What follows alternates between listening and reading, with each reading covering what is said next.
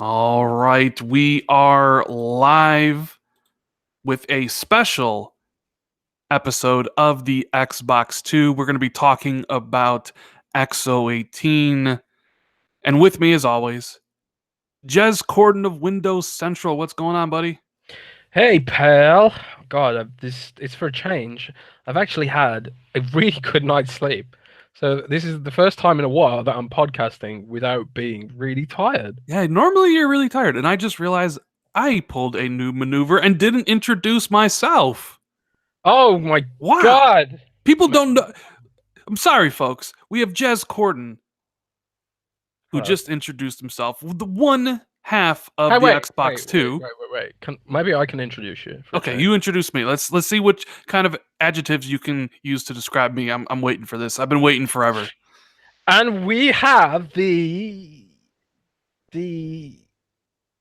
Rand guy with a million game score. That's right. I mean, that was good. I mean, it was your first time. It was your first time. I get it. It was all right. You could, next time open up with the Thors and, find some averages for like legend and amazing, fantastic. The mythical, good looking, handsome, all those things are very well. The sexually voracious Rand. I don't know about that, but we don't want to lie to people here. So, oh dear. Yeah. So thanks for joining. We're doing this on a Sunday because you weren't sure you could be able to do the show on a Wednesday or Thursday this week. So we figured we got to talk about it. Big news. We didn't have a show this past week because, well, you weren't around. I was on a lot of planes this week. You were on a lot of planes. And I've so it's like about 10,000 miles this week. 10,000 miles. That's a lot. Did you rack up a lot of rewards miles? I haven't had one of those programs. Maybe I really should. What airline did you use? What'd you use out of Germany? Out of Germany, I was on KLM, which is a Dutch airline. For those who don't know, it was quite good, not the best. On the way back, I was with Delta, which I know people hate Delta, but I've never had a problem with Delta. I quite like Delta. Shout out to Delta. This is not sponsored. Hashtag ad. Hashtag ad. My favorite airline is Lufthansa, which is a German firm. Very nice food and free booze. So free booze is always good. Mm-hmm. Free booze is, well, I don't really drink, but I know people love to drink. Free booze is a thing. Now, how long was the flight? I gotta say, I mean, were you on it quite a bit? It was the flight. For those who don't know, obviously, I wrote Crackdown 3 preview this week. Obviously, in order to do that, I had to be in America to play the game. So, flying to Seattle was the longest bit of travel I've ever done in my life. It was 3 hours of trains to Nuremberg to Amsterdam, waiting in Amsterdam, then Amsterdam to Canada, flying in a snowstorm. So that was interesting. And 3 hours in Canada. Very nice people in Canada. Shout out to Canada. Shout out to Canada. Shout out to all of Canada. And then I flew to Seattle from there. Yeah. So we will definitely delve into your impressions of Crackdown 3's Wrecking Zone multiplayer, the mode that everybody's been looking forward to since 2015. You finally got to play it. Your impressions are up on Windows Central. You wrote an article. It was a really good read. I encourage everybody to go check it out. But Jez is going to talk about his thoughts about it in a little bit because we're going to go over XO first because there was a ton of stuff to talk about, as well as some other little knickknacks of news, since this might actually be a regular episode of the Xbox 2, since we don't know if we can do one later on. So let's get the show started. If you're just joining, make sure you give it a thumbs up here on YouTube, subscribe, all that good stuff. And hi, if you're listening later on Google and SoundCloud and iTunes. We appreciate everybody that checks out the show. So, really quickly, what you've been playing. Clearly, you've been playing Crackdown 3. Have you been playing anything else? Other than Crackdown, I mean, we'll touch on it a bit. I've been playing a lot of Battlefield 5. Yeah, I started up a little bit too. What do you think so There's no far? embargo. There's no embargo, so I'm allowed to talk about it. Obviously, there's no embargo because it's on the Origin and EA Access trial for 10 hours. So anyone can go and play it, and 10 hours is probably enough to write a review of it anyway. So there you go. I love it. I just love it. I'm a Battlefield fan. I really enjoyed Call of Duty this year, but I always sort of see Call of Duty as the popcorn, and then Battlefield as the main course. That's how it goes down for me. I love it. The environmental destruction is awesome. It feels like a step up from Battlefield 1 even. I love the gunplay. It feels really tight. I love the weapons. I love like the World War II setting, the tanks, and I mean the technology is a little bit more advanced in Battlefield 1. But I'm hearing a lot of criticism for this game. I mean, even beyond the whole "there's women in it" thing. Some people, they don't like the fact that it is pretty much similar setting to Battlefield 1. It's that sort of era, old-fashioned technology and stuff like that. And I kind of get that. I kind of get the sense that this almost feels like it could have been an expansion to Battlefield 1 in a way, because the setting is very, very, very similar. It's the European theater of war and all that sort of stuff. And on that basis, I kind of get that people might feel fatigued with the setting, and I think it probably was a mistake on their part to have doubled down on that era of conflict, because I think like people are feeling fatigued from it already. I am feeling fatigued from World War II. Like, I was one of the few people who actually enjoyed the future focus and modern combat of the previous ones. And while it was nice to delve back into Battlefield 1 and World War 1, because that was very unique, and it was kind of nostalgic to take a trip through World War II and Call of Duty World War II. Yeah. But now it's just like, there's a reason they moved away from those, because we've played all those games. It's like Battlefield does modern combat maybe the best. And to see them kind of helicopters and all that sort of stuff. So I'm excited to play through the campaign. The multiplayer, not so much. I did take a look. That's the Game thing. looks like a beast on the X, man. Oh my god, it's insane. That's the thing. I've played it on both the X and the S, and my god, I just can't go back to the S now. It's just like You're spoiled. It looks fuzzy, man. It looks fuzzy. It's not even blurry. It looks fuzzy. Like the trees look like white noise, green white noise coming out of your TV. I mean, it's impressive that it runs as well as it does at 60 frames, and it runs really well, and it looks really detailed. It's just the trade-off is, my god, texture resolution and stuff like that. It is a fuzzy game. It's fuzzy, man. All right. So you're enjoying it though. Haven't finished the campaign. You've just been playing kind of multiplayer. Yeah, I don't really play the campaign in these games. I mean, I'm gonna have to play it for this one because I'm actually reviewing it myself. Usually Matt reviews them, but he's super busy this week, so I'll be going through the campaign myself. I will say, like, the atmosphere, they've nailed the atmosphere. Like, it's almost like horror music in the background. It's not like, the epic sort of heroic music of some shooters. It's almost like horror feeling, and it's sobering when like everyone, because they've got this whole revival mechanic now, where like if you get killed, you don't die straight away. There's a chance you can be revived, and you sort of go down for a few seconds. The spawn time is exactly the same. Like I've seen some people complain that it's annoying to have to wait for longer to respawn, but the time to respawn is exactly the same as it was in Battlefield 1. It's just now you get an option to be revived beforehand. So on that basis, like, everyone lying on the floor screaming in agony while there's this sort of depressing music floating in the background and all the rubble falling down from tank shells hitting the buildings. It's just exciting, man. I just love Battlefield. I mean, EA screwed up the reveal. The tone was wrong, and they doubled down by calling. They screwed up a lot of people. They screwed up a lot of things, Jazz. Like yeah, EA are just the kings of screwing things up lately. But it is what it is, and the game's fun. So that's how I feel about Battlefield. Other than Battlefield, I haven't really played a whole bunch. I played a lot of Heroes. I've gotten into the Heroes of the Storm this week. in the past couple of weeks. I don't know if many people want to hear about that, but Heroes of the Storm is a MOBA on PC with Blizzard characters, kind of like League of Legends and Dota and stuff like that. But you play as Blizzard characters because, as we all know, a bit of a Blizzard fanboy. We should talk about the whole Diablo thing later. We will. But yeah, that's pretty much all I've been playing in Crackdown 3, which we'll talk about in a minute. But what have you been playing, pal? What have you been playing? I finished Red Dead Redemption 2. Oh, I still haven't finished that myself. Oh my god, 70 hours. 70 hours of just pure gaming bliss.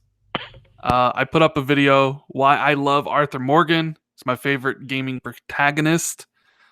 Yeah, dude. The journey he goes on, his character arc, unparalleled in any other game. Damn. No, that's not to say the game's perfect, even though I think it's the best game of this year and probably the best game of the generation. There are issues with the controls, a little bit sluggish. I had to change things around, especially with the aiming to get it to something that I wanted, right? The fishing's good though, right?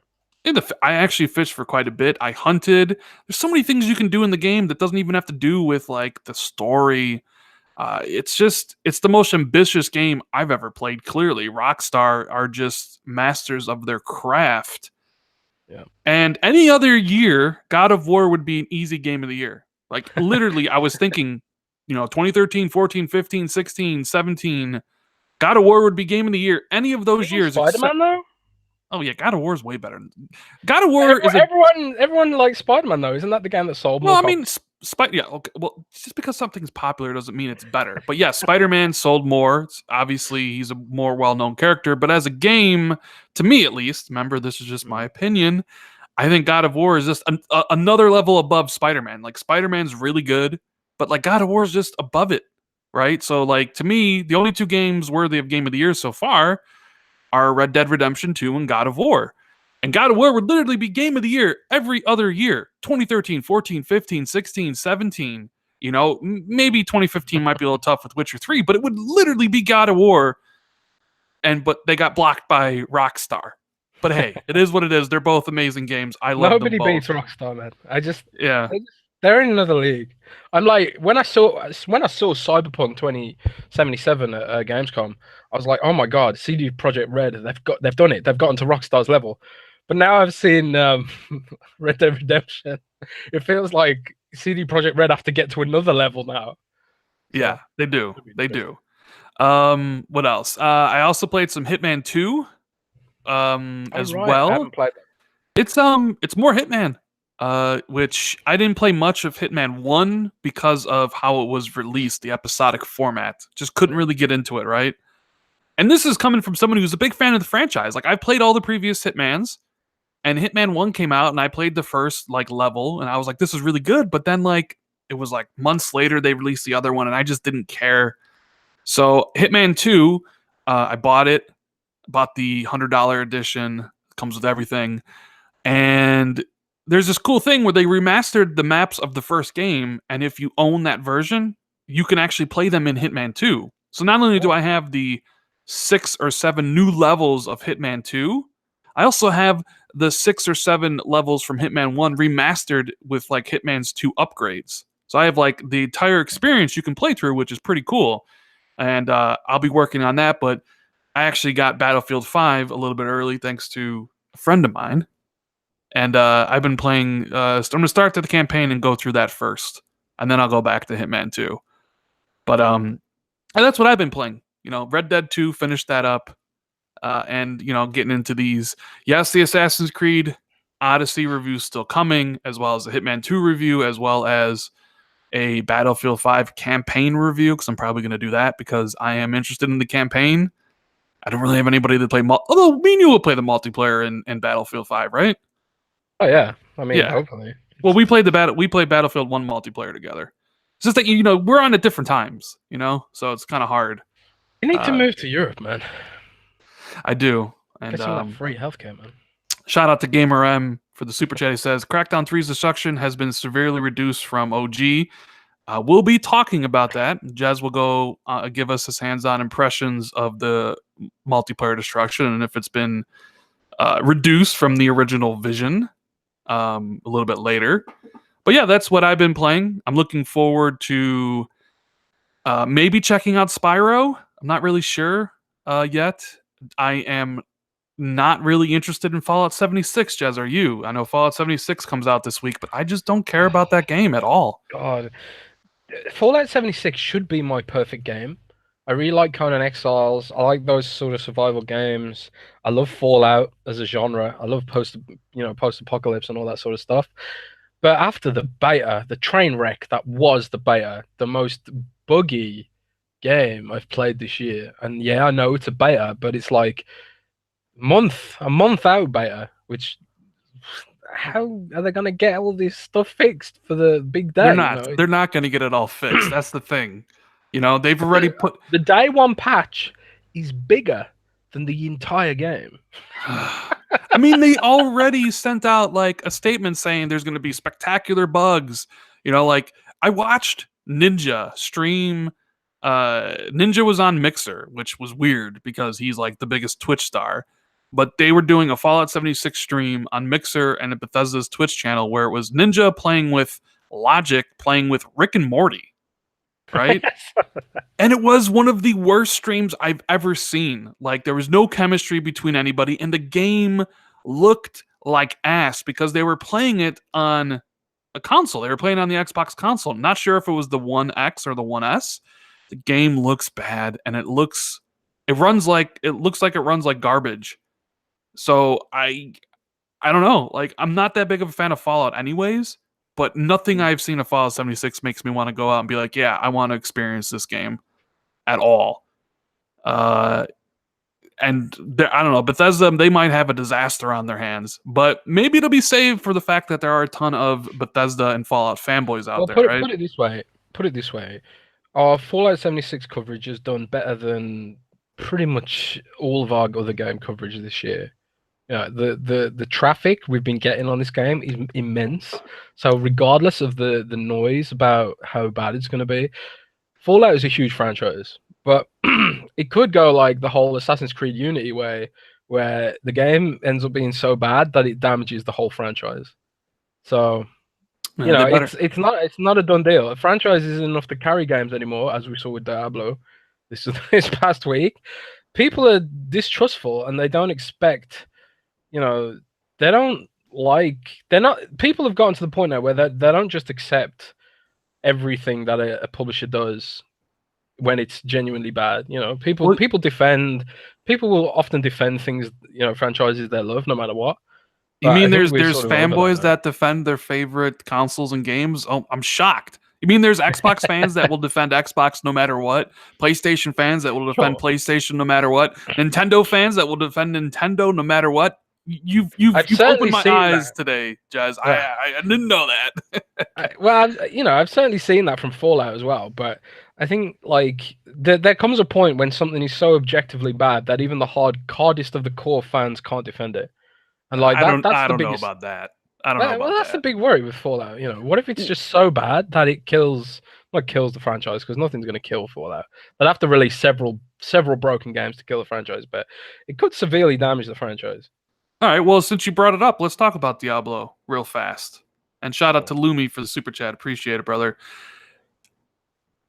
Are you surprised by the amount of backlash that Diablo Immortal is getting? I guess I should shut this up, right? So Blizzcon, the conference for the hardcore that Blizzard puts on every single year, tickets range from, $200?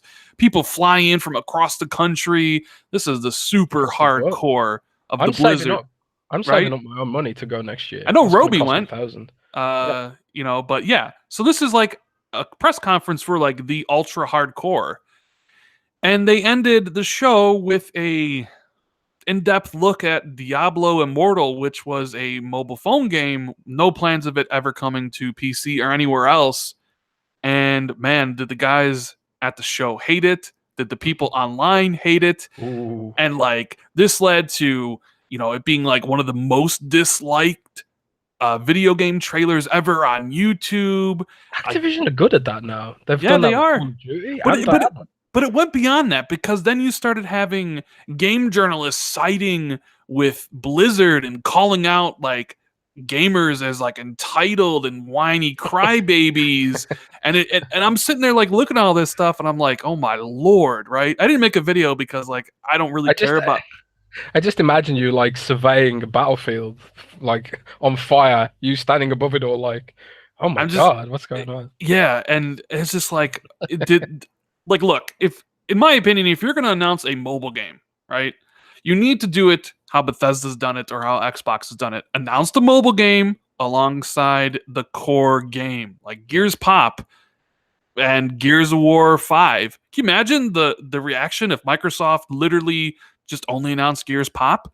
People would have people would have thrown tomatoes at the stage at Phil Spencer and Rod Ferguson. Get off. It would have been a bad reaction. But they were satiated because they know Gears 5 is coming. So whatever, make the phone game. Every time Bethesda's done it, Fallout Shelter, right? They've announced Fallout 4. Elder Scrolls Blade, they announced Elder Scrolls 6. There's a playbook that works incredibly well that is there for Blizzard to see. And maybe they thought they were above it all, but my God, did they get destroyed. And worst of all, is like you see the people on stage, which I do feel a little bad for because they're just doing their job, right? People like booing them and stuff like that, but literally say, you all have phones, right? Yeah, we all may have phones, but that doesn't mean we want to play No. Diablo Immortal on our phone. That's basically a Chinese mobile ripoff, right? Made by a Chinese company that's going to be filled with pervasive microtransactions to just suck the money from you, right? Rip. Jez, go on a little bit more. What do you think about this whole thing? Well, first and foremost, I think like people attacking Blizzard devs are assholes because let's face it, the low level Blizzard dev, they're not the person making these decisions. I'm sure nobody signed up to be a game developer to work on a predatory pay to win mobile game. Nobody goes through uni thinking, yeah, I'm gonna work on the next Candy Crush. I don't think anyone does that. But you know, you got to pay the bills. You got to pay them bills. So the people who are to blame for this ultimately are Activision Blizzard, the holding company that owns Activision and Blizzard. Um, Activision doesn't own Blizzard. It's some sort of weird holding company scenario. Blizzard is supposedly Blizzard operates autonomously from the higher Activision thought processes. But over the last years, it started to feel like that's not the case anymore. Blizzard started, you know, for example, Battle for Azeroth, World of Warcraft expansion shipped this summer. It was a train crash. It was an absolute train crash. It was like the buggiest, like most messy expansion in World of Warcraft history, probably. Like the systems didn't work properly. Like all the feedback from beta and alpha had been ignored. They rushed it out the gate. Now, back in the day, Blizzard used to they had this like design ethos that was like, we'll ship it when it's ready. That feels like it's gone out the window in recent years, and everyone's sort of started to see this erosion of Blizzard's culture and this erosion of quality and stuff like that. And amongst all that sort of background noise, which maybe only sort of the Blizzard hardcore fans are really sort of thinking about, they announced a mobile game at their biggest show, front loaded with NetEase as a banner. NetEase as a brand associated with predatory pay-to-win mobile clones. I don't think they even really make their own games. They just sort of rip games off. They already have a Diablo rip-off game, and it's full of pay-to-win crap and garbage. And they front-load the trailer with NetEase, for God's sake. And so it's no wonder people were angry. People were livid, man. Like, you see, the guy in the audience is like, "Is this an April Fool's joke?" You know, it literally said that live. I was watching it on the BlizzCon ticket. Is this an April Fool's joke? It's crazy. But like at the same time, they're gonna make an insane amount of money. Yeah, I don't know. I don't think Diablo Immortal is for that group of gamers, which is kind of weird to even present it to them in the first place. You know what I mean? Yeah. But it all could have been avoided if they literally said, by the way, we're also working on Diablo 4. No, but right? You got to think. You got to exactly. That's what they should have done. And Kotaku said, Kotaku reported that the original plan was to announce Diablo 4, but you know, I've got contact to Blizzard too, and you know, it's not exactly that was the case. People people at Blizzard pushed for them to announce Diablo 4, at least tease it alongside that stuff, because people working at Blizzard aren't stupid. They're gamers too, and they saw the way they announced Gears Pop. But at the same time, you got to think of this: the amount of controversy that Diablo Immortal has generated. Yes, that word. There we go. Yeah, we use that every week now. The amount of controversy that Diablo Immortal has generated has pushed its marketing far beyond what announcing Diablo 4 alongside it would have done. So even though like it's got loads of negative publicity, that is publicity, and the people who this game is aimed for, they have heard about it now, when previously they might not have heard about it. Like they probably haven't heard of Gears Pop because there was no controversy about it. There's no controversy about Gears Pop, but because the controversy about Diablo Immortal, it's now everyone's talking about it, and all those people who say who are hating on it, they're probably going to play it.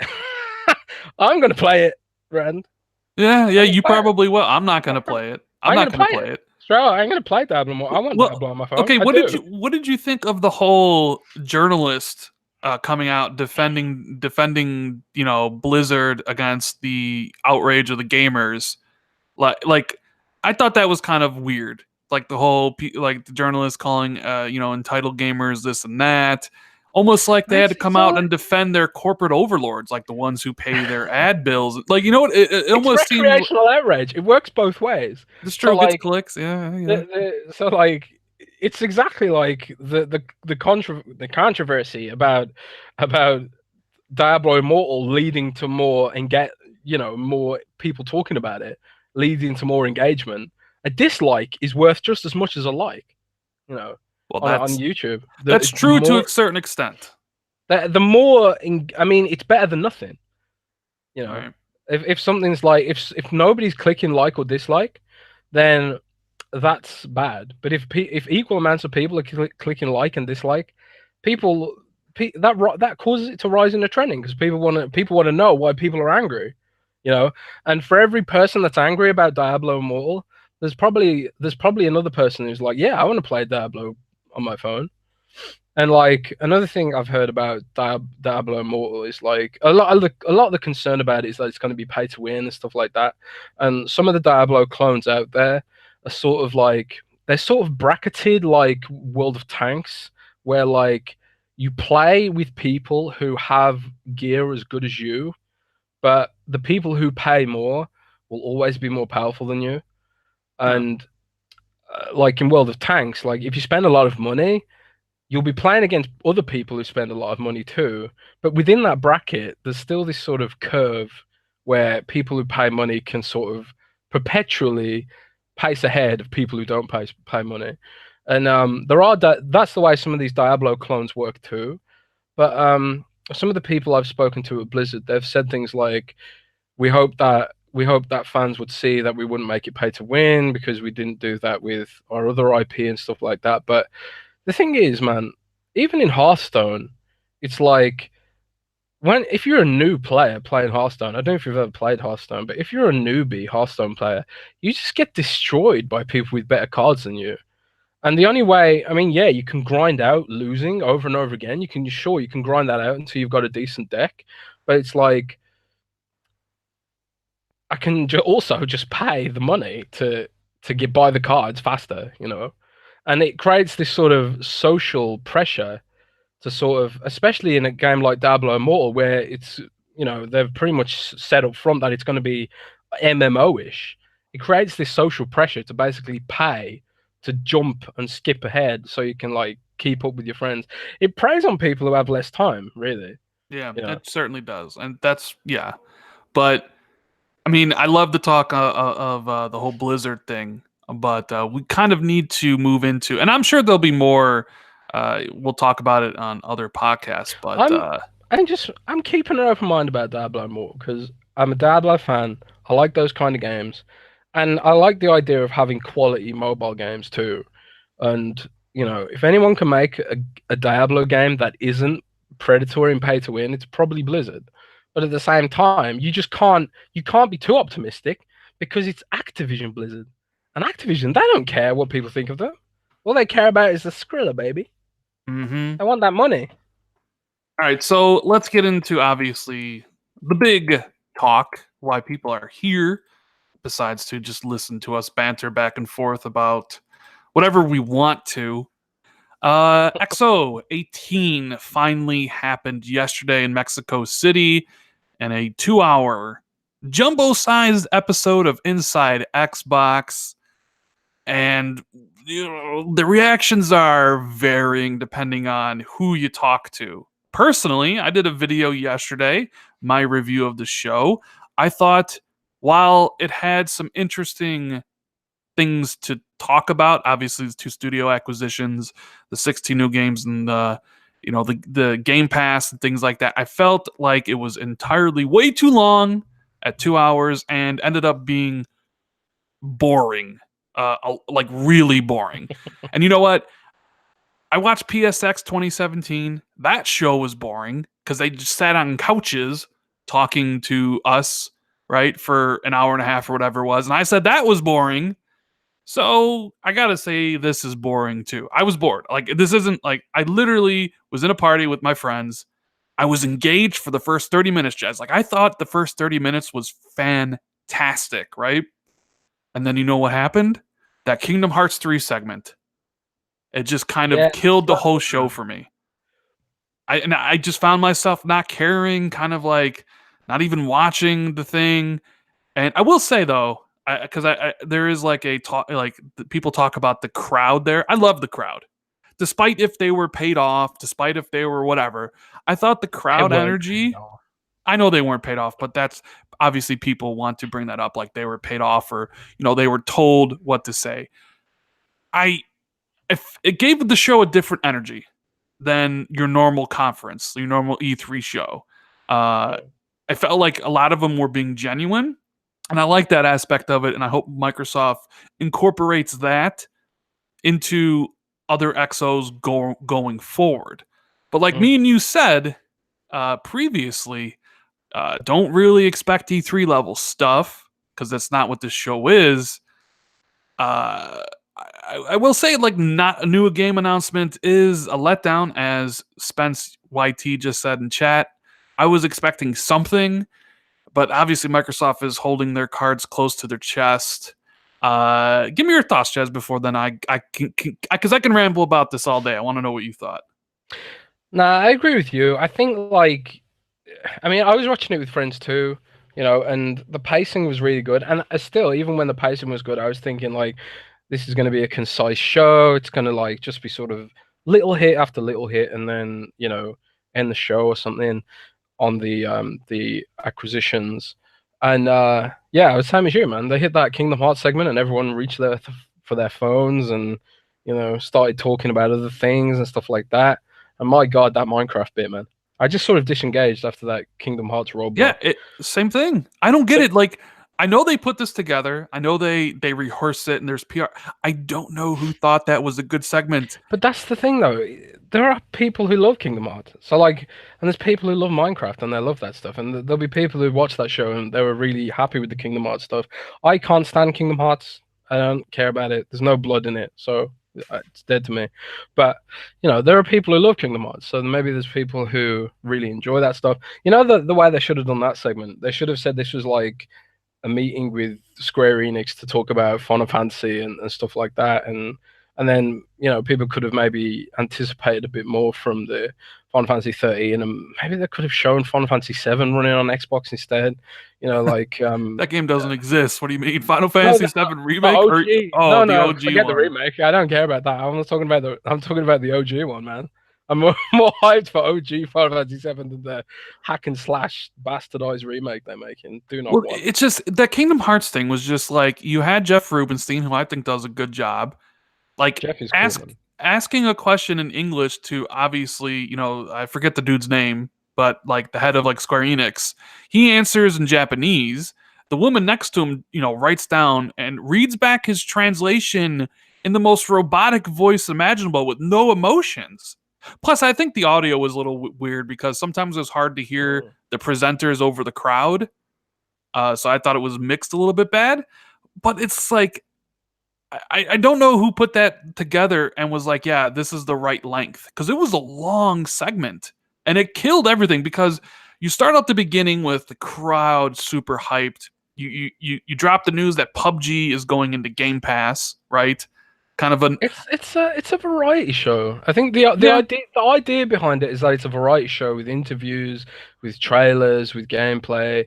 The Phil interview was really good. That was no, I fast mean, paced and stuff yeah. like that. Well, like I said, like you start out like more than anything, this was a commercial for Xbox Game Pass. Do you agree? Yeah, they're pushing Game Pass pretty hard. They're very, very hard, actually. Very hard. Like Very, extremely. very They hard. had multiple breaks where they were talking about Game Pass and the new games that were joining, 16 brand new ones, split up, of course, of the whole night. They start out with PUBG and how you can get it now for a single dollar, right? I'm like, okay, well, that's kind of a cool announcement. PUBG is about to come to PlayStation next month, December 8th, if you believe the Amazon listing, which I kind of do. It's coming next month. So okay, put it in Game Pass. It's a good value add, right? And then after that, they went right into to Crackdown, right?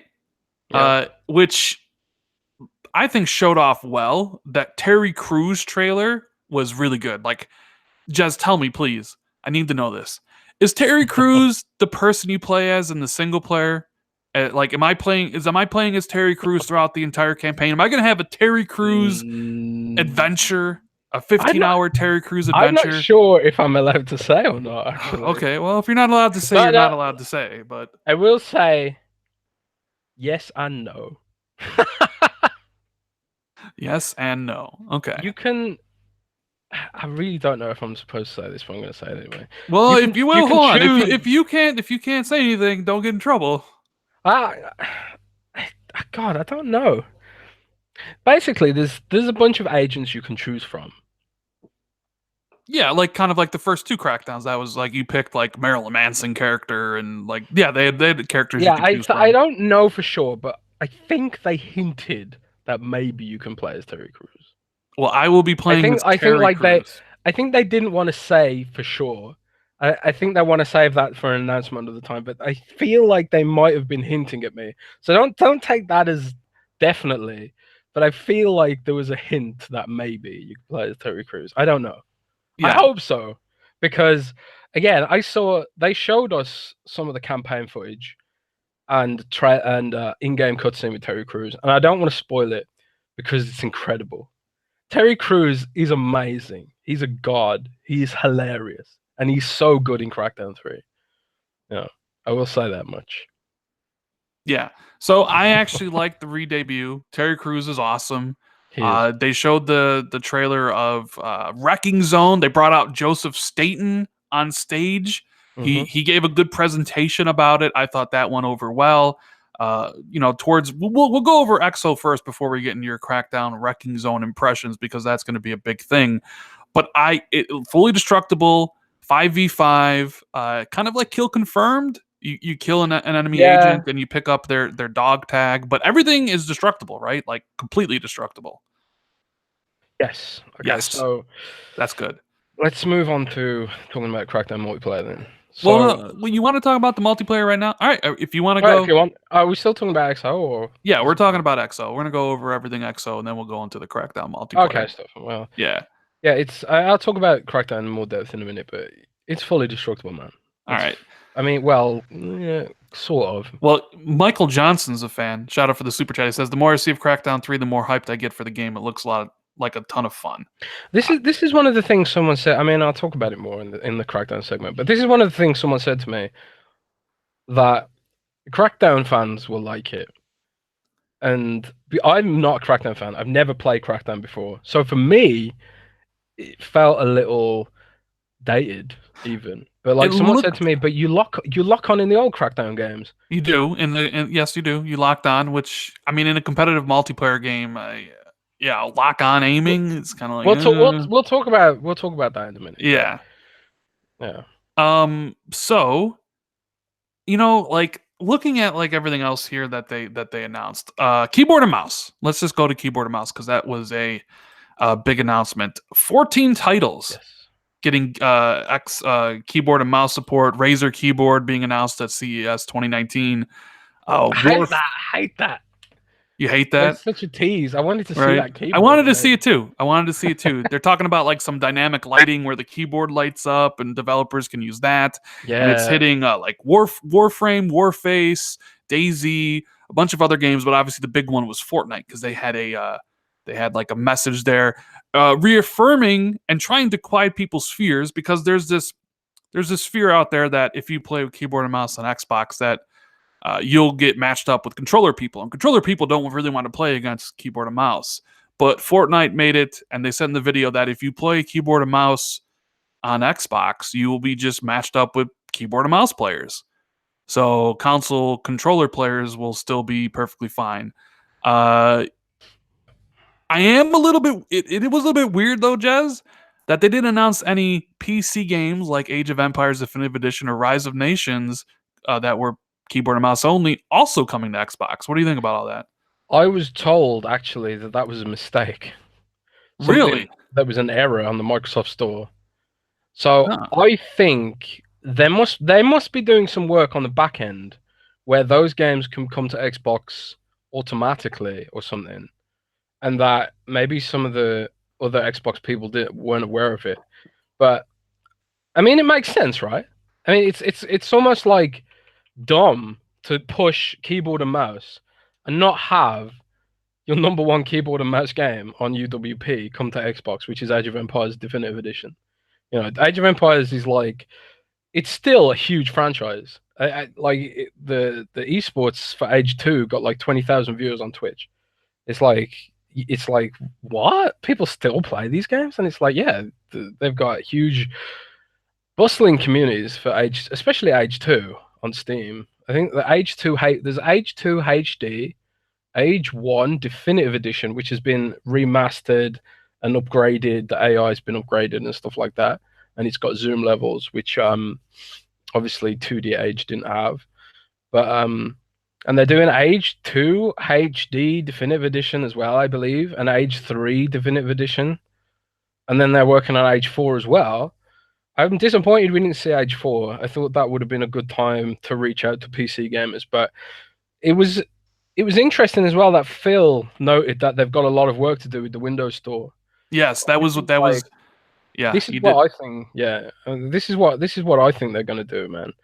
I think they're gonna wait until I presume the Windows Store is gonna get overhauled, probably for because they're moving away from the way Microsoft updates Windows is changing from next year.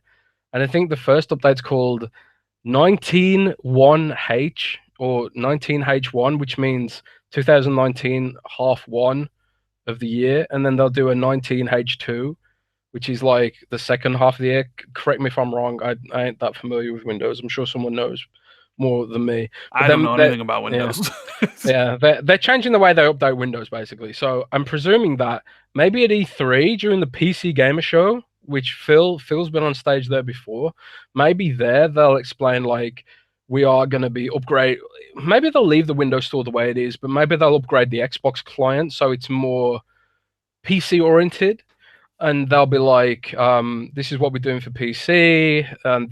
These are the games that we're going to be doing. We'll show Age 4 there, and we'll show like maybe some more keyboard and mouse games for Xbox there too. Maybe they'll announce, Gears Tactics and Age 4 for Xbox as well there. But again, it's like kind of optics. They don't want to get into a situation like they had with Halo Wars 2, where all the PC gamers just dismiss it because they think it's a console port. And it pretty much was. Halo Wars 2, fun game, but it didn't have the RTS complexity that PC gamers really want. It's just too simple. Yeah. So I was just a little bit surprised, and no announcement of Sunset Overdrive coming to PC when we know it is. It's in Steam database. The achievements are out for Windows 10. Yeah, they definitely come in. I don't know. It's weird they didn't announce it there, but maybe they're putting more effort into the Game Awards this year, because they did hint heavily that is true. They did below the Game Awards. Maybe they're going to try and maybe they're thinking like okay, so Xbox fans watching XO, and maybe they're thinking there'll be a lot of PlayStation and Nintendo fans watching the Game Awards. So maybe that's where we can get them with some of these announcements. Yeah, maybe they just also didn't want to be like, oh, here's a game leaving Xbox to go to PC. They didn't want to have that in XO. But yeah, you're right. I mean, they are already talking about the Game Awards as Chris Charlotte came on stage to talk about ID at Xbox and said they're bringing back Winter of Arcade because they have a Yeah, lot I of love games to that. watch in You December. a So fan of that's that? yeah, I think that's a really cool idea, and I would imagine that's when Below and Ashen are going to launch sometime in December as part of Winter of Arcade, right? Yeah, Ash like they are adamant that Ashen's coming out in 2018. So you know, it's just a matter of when, not if, at this point. Yeah. So Ermi in chat says he wanted OG Xbox news, and there was none, Jez. We got an announcement that Civ Revolution is getting X enhanced, right? And that Final You ever played that? Fantasy. I played Civ Rev, love it. I played on the 360. Well, Uh, how does it? Off topic slightly, but how does Civ Revolution work exactly? oh god, it's been a long time since I played it. Is It's it is been it like is it like the normal Civ strategy game?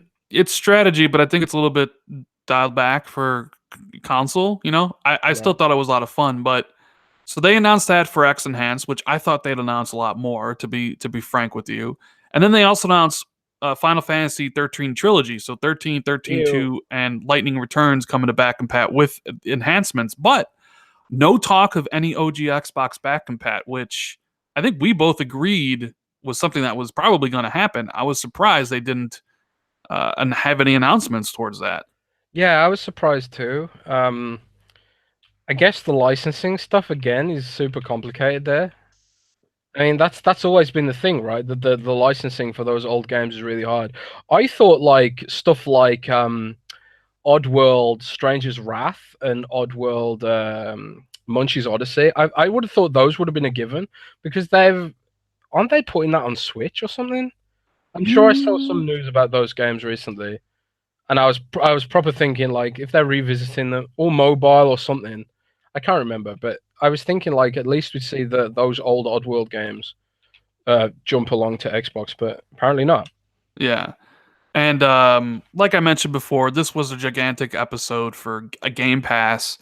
Getting 16 games. November, you'll get Sea of Thieves, which is Thief of Thieves, not to be Thief of confused with Thieves. Sea of Thieves. It's available right now. PUBG joins on November 12th. Agents of Mayhem, which is a Saints Row game from the makers of Saints Row. MXGP3, which is a motocross game, and Thomas Was Alone, which is a really cool indie game. They join on November 22nd. And December sees the addition of Mutant Year Zero. Didn't you Oh my god, like I'm so look happy about like that. love that? Like that game looks like XCOM, Dude, I but pretty play I cool. played Mutant Year Zero a lot because I'm in the preview beta and I played it at Gamescom too. It's if you like XCOM, you're gonna love Mutant Year Zero. It's weird and funny. It's like a post. I mean, the point of the game. I don't know if you've seen it, but you play as a team of three mutants. One is a duck with wings, and the other is a wild boar with a gun. It's a weird game, man. But the point of the game is you're trying to figure out what the hell you are. You don't know why you're a duck. You don't know. You're trying to figure that out. So like that's part of the game, and like you travel around. It's got RPG elements, exploring, finding like text files and rummaging through buildings and getting loot and all that sort of stuff. It's super fun. I was amazed that it's come to Game Pass because you know I thought it probably you just assume when a game launches into Game Pass that they don't have a lot of faith in it doing so well, so they just took the lump sum or whatever. But I would have thought Mutant Year Zero Well, could stand on its own 2 feet. But so that's one of the reasons why I love Game Pass a lot is because of games launching day one into the service alongside their regular retail release. I think that adds a lot of value. And I know Microsoft does it with their own first party games, Forza, State of Decay, that is Gears, a and all big that win. That stuff. is a big win for Game Pass because it's going to be Yeah. a really good game. Well, it's not. So it's For not the real. only one. So, but in December you got Mutant Year Zero joining on the 4th, Hellblade joining on the 17th, which is I hope everybody plays that game. Or in the Blind Forest joining on the 20th, and then like everything else is beyond. But they're coming whenever these games do come out. They'll be launching Game Pass. So you got Kingdom 2 Crowns, After Charge, Secret Neighbor, Pathologic 2, The Good Life, which is a game from Xiii, Void Bastards, which they had a kind of dedicated segment to at the beginning of the show. Looked pretty good. Yeah. When I saw that in the press release, I kind of rolled my eyes, but it actually looked pretty good.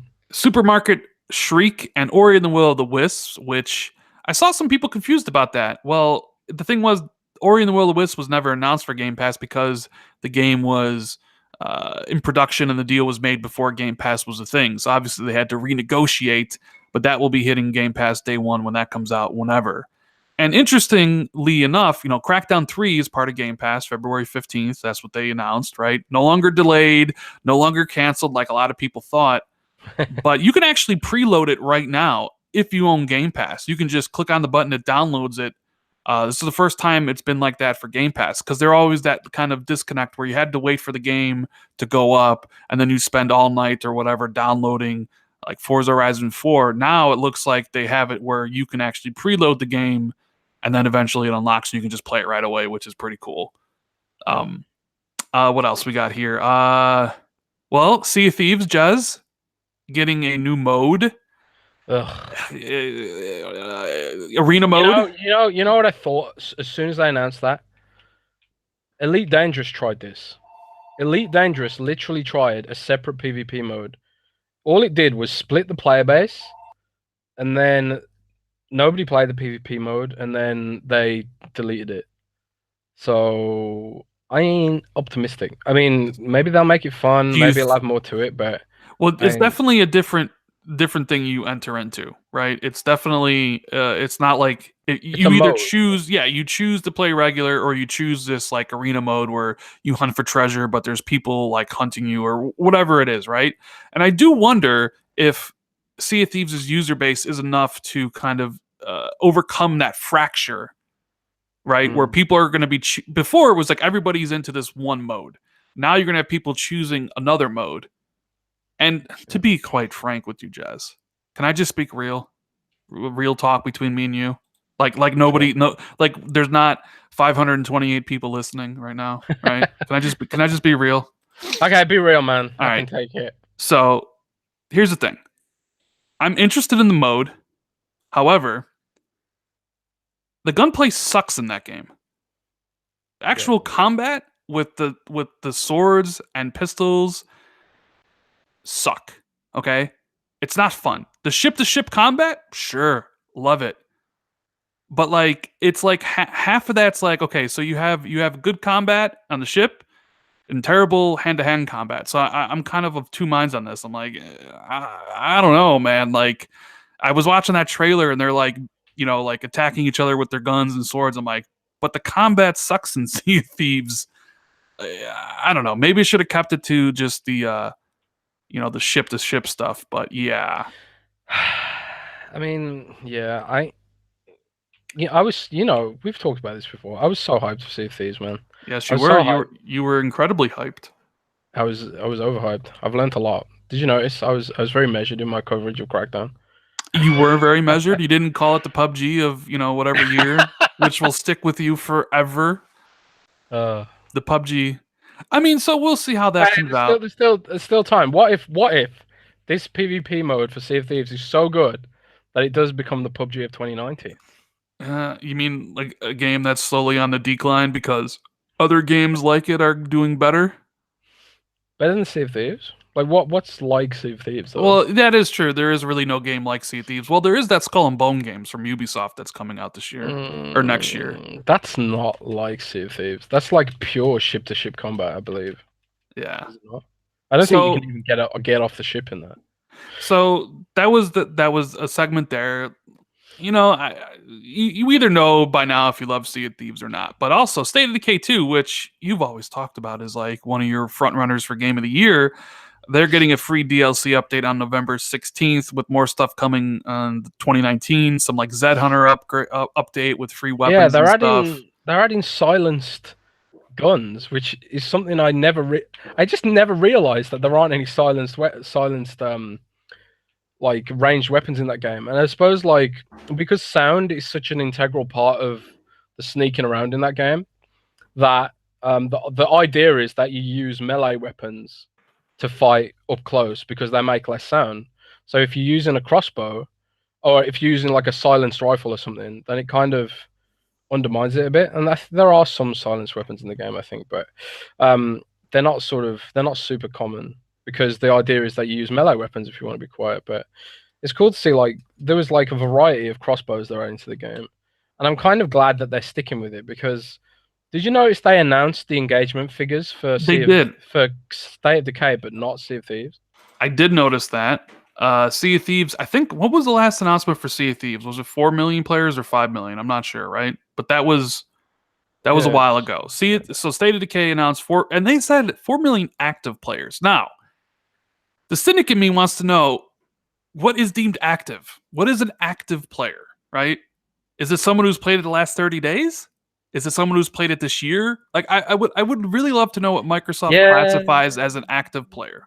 I mean, sure, everyone sort of they can twist those numbers in a number of ways, but this is the way I usually gauge whether, because obviously we're always evaluating what games are worth ongoing coverage of Windows Central, right?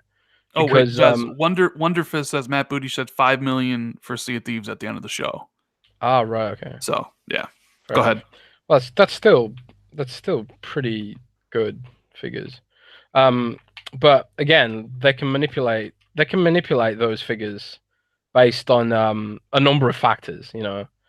But when I'm gauging what games to cover in depth on Windows Central, because obviously you don't cover a game forever because people move on, the audience moves on, and then we move on to whatever they're moving on to. So, like, one of the ways that I gauge how well a game is doing is by how much search traffic a game's getting, and how active the subreddits are for the games, because that's where people generally go to discuss the games, right? The State of Decay and the Sea of Thieves subreddits are still like super active.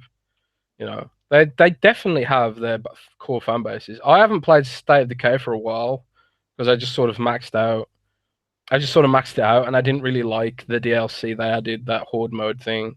And also, like, the people I play co-op with generally live on the other side of the world, so the lack of dedicated servers makes it really hard to play in co-op over that sort of distance. But the fact that it still has an active player base, and the fact that they're going to add more free DLC to it, not paid DLC, that kind of says to me that they see it as driving value in Game Pass. And they also heavily hinted that they're going to add sort of like a hard mode for the game, because that's one of the main criticisms I see on Reddit now, is that the game's too damn easy. Eventually, you get to a point in State of Decay where your weapons are so good that it becomes trivial. You know, you learn the patterns of the zombies off by heart. You learn the way to take down a juggernaut without even thinking about it, just because you know off by heart the way they move and stuff like that. So, like, the next thing for that game is to add, like, a hard mode to make it so, like, stealth is way more important, and, like, you have to be super careful and stuff like that. And I think they did that with the original State of Decay. They eventually added, like, much harder difficulty modes and stuff like that. So I'm glad they're sticking with it, man. I'm really glad.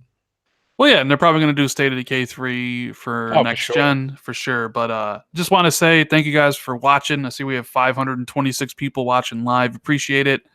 You guys do us a favor and hit that like button. I see only 129. It's super easy. Just go over there, click the button, click the dislike if you're not liking the show as well. Let's see if we can get the show up to, like, I don't know, 300 likes before it's over. Just do us that little small favor. We appreciate it.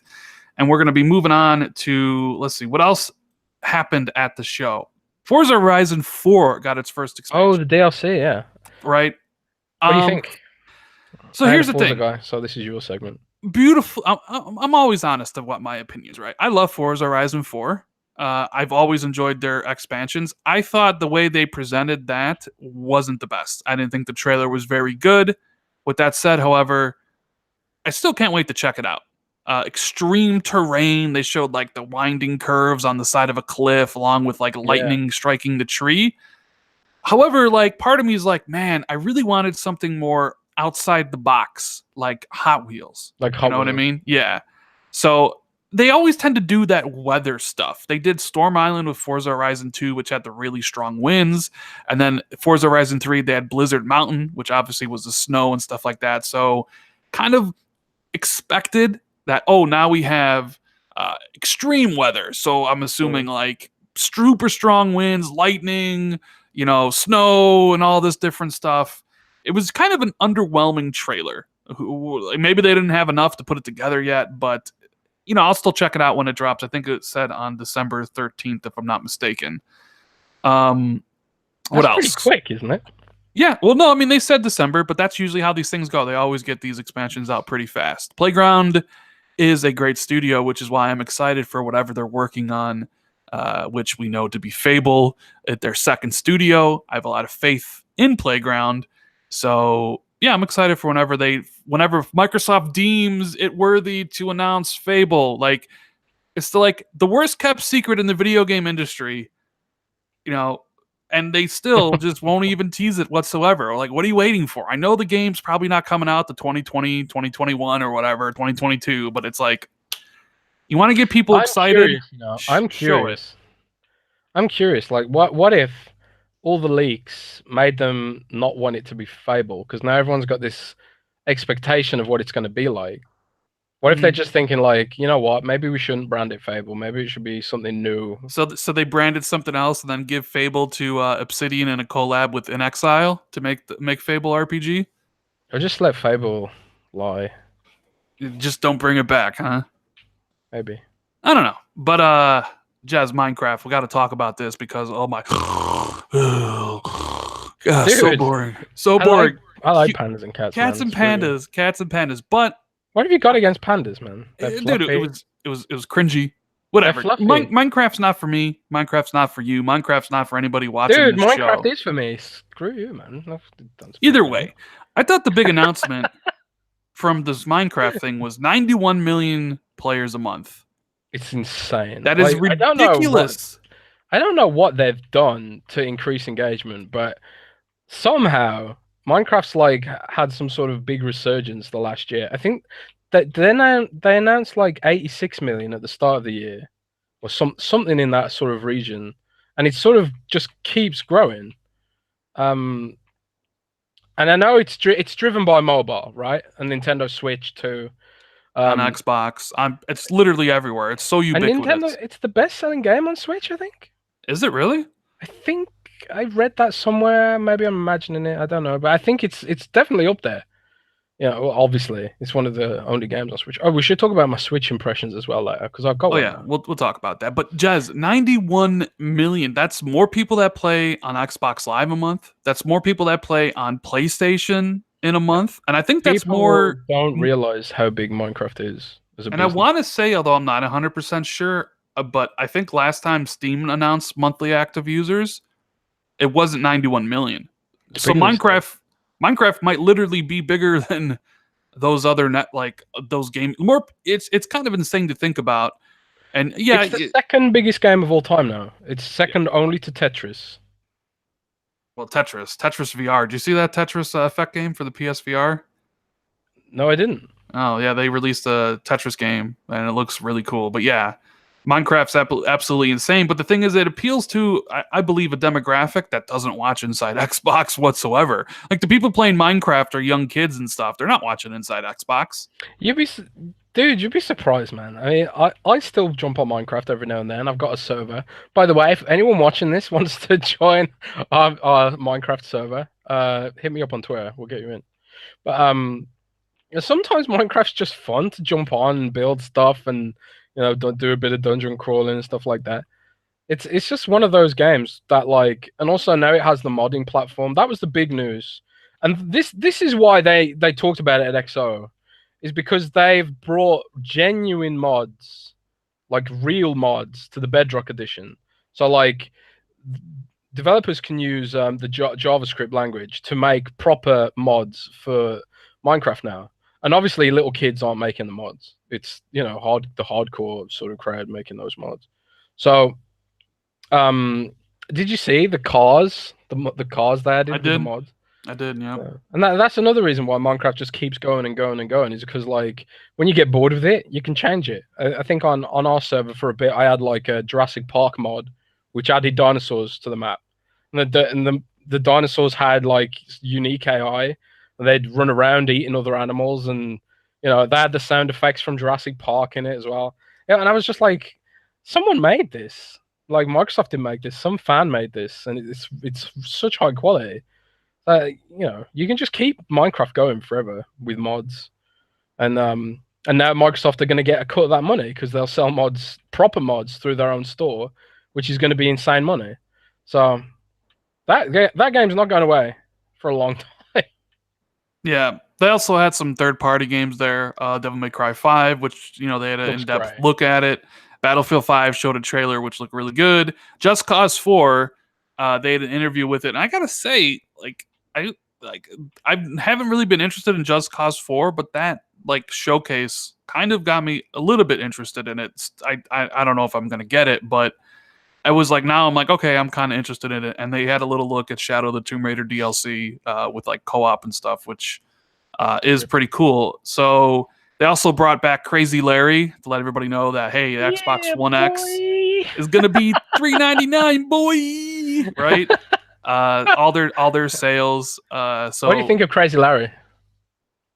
I mean, it fits with Major's persona, I guess. I mean, he's been doing it for years, though. He's like that in real life. L245 says Rantic's a massive L for hyping this up. Now, I would agree with you. What? I did take an look. My initial my initial prediction video was a little bit on the hype side, right? I'll take that out. Hey, it's a prediction video for a reason. It's not like a fact video. It's just here's what I think. But if you listen to the show, which I'm not sure you really do, because you would know as well as most of the people here in chat that me and Jez literally talked about this 2 weeks ago, where we said don't expect much, and I walked back to all my predictions.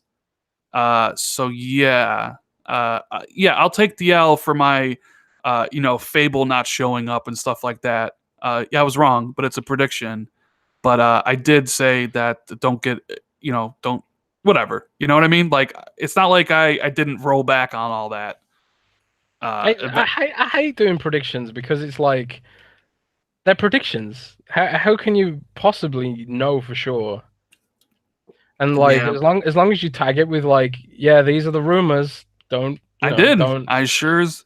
And I did a video literally 3 days ago that was here's everything we know and rumors and leaks. And I liked one of my predictions. I predicted that if they talk about xCloud, only if they talked about Scarlet, or they'd talk about Scarlet only if they talk about xCloud, and they didn't. So I was right on that one. OBJ says you led the people astray, Rand. That's my fault. Ugh. I led the flock astray. Damn it! I got people excited. I'll take it. You ruined Xbox, Rand. I ruined it for everybody. Everything. I'm an ass. I'm sorry. I'll beg your guys' forgiveness, please. Please don't be upset. I'll take the L for hyping this up when my prediction video. I'm sorry. I didn't mean to lead the Xbox community astray, even though some people turn on me. I put out a video, Jez, yesterday, and I was like, the show's boring. And you should see some of the comments and that like to dislike ratio. And it wasn't like I said the show was trash, even though my boy OBJ would say it's trash, right? I just said, hey, I was bored. There's some cool stuff here. The show was an hour long. It would have been great. I kind of wish Microsoft showed more things. I'm still really excited for the future because we're going to talk about. You're more annoyed about the format. I'm really annoyed with the format. Yes, 2 hours is too long to find out the big meat. I think that's ultimately the biggest problem, is that it took them 2 hours to get to the bit the hardcore fans were really interested in, which was obviously InXile and stuff. Which, and I've said, and I have a video coming out soon. I'm still super excited about the future of Xbox, more so now than ever. They literally added 7 new studios this year. 7. And while I have question marks on a couple of them, like Compulsion Games, still not convinced they can make anything good. Ooh, InXile, Compulsion, actually. Right? InXile, don't really care about what they've made. They need to prove it. They need to prove themselves to me. While the other ones, I'm like, Wasteland 2 is the best game on All I'm Microsoft saying Studio. is like I'm not a person that's like, we got in Exile. I'm such a huge fan now, even though 10 minutes ago I never knew what games they made. You know what I'm saying? Uh That's fair. so yeah, so they announced the big news, which they saved for the end of the show, and I said it in the video jokingly, and some people were like, "You're so mean." I was like, they were like holding the studio acquisitions announcement as like hostage. Like, we're gonna announce it at the end of the show, so sit through this 2 hour ad for Game Pass until we get to the big thing. And the big thing was In Exile, which you fanboyed over, right? And you Dude, could I was explain why here in a minute. so And happy for Obsidian. this. So tell us about In Exile, Jazz, because quite frankly, I'm not gonna like talk about them because I don't know anything. So it's like I don't have a Okay, basis of well, knowledge. So you tell the people why they should be excited about In Exile, and I'll sit there and be like, "You're wrong, Jazz." But okay, go ahead. it's interesting, right? Because In Exile and Obsidian share a common ancestry. They're both sort of founded and made up of people who worked for companies like BioWare, Black Isle Studios, and stuff like that. A lot of these classic RPGs like Baldur's Gate and Icewind Dale and Neverwinter Nights and stuff like that. They all come from this sort of similar place. And it's these studios, In Exile Entertainment and Obsidian, that sort of were born from the ashes of Interplay, and they were born from the ashes of Black Isle, and you could arguably say by like old school Bioware as well in a way. So Obsidian are known for making sort of overly ambitious RPGs that didn't really have the budget to live up to what they were trying to do. Knights of the Old Republic 2, which is regarded as a classic, but people often feel like it wasn't as good as the first one. They made Fallout New Vegas, which was a better RPG than Fallout 3, but my God, when it launched, it was a train crash of bugs, errors, falling through the floor, crashing on the Xbox 360. Did they even release it on PS3? Because it was so buggy. I Which don't even game? know. Fallout New Vegas. Yeah, it really. But I they think didn't so. release the DLC, right? They just Mm, released the base game. I don't know, but okay. Yeah. But I'm but not sure. but basically it was buggy and broken. And but it had this amazing RPG tradition where your decisions actually mattered in Fallout New Vegas, and now Fallout fans often look back at Fallout New Vegas as the best of the modern games. Now, as for In Exile, Brian Fargo, who founded and leads In Exile, he produced Fallout 1 and 2, which are sort of classic isometric turn-based RPGs, and they were the successors to the original Wasteland, which was on MS-DOS, which was also sort of like this sort of classic apocalyptic RPG where your decisions affected the outcome of the game. And when Brian Fargo left Interplay and a bunch of stuff happened, and he eventually made In Exile Entertainment, and he acquired the Wasteland franchise and the Bard's Tale franchise from whoever had those licenses. I'm guessing Interplay, because Interplay had a fire sale of all their IP because they were going bankrupt, and he got Wasteland 2 back. I might be incorrect on some of these finer details, but that's basically essentially what happened.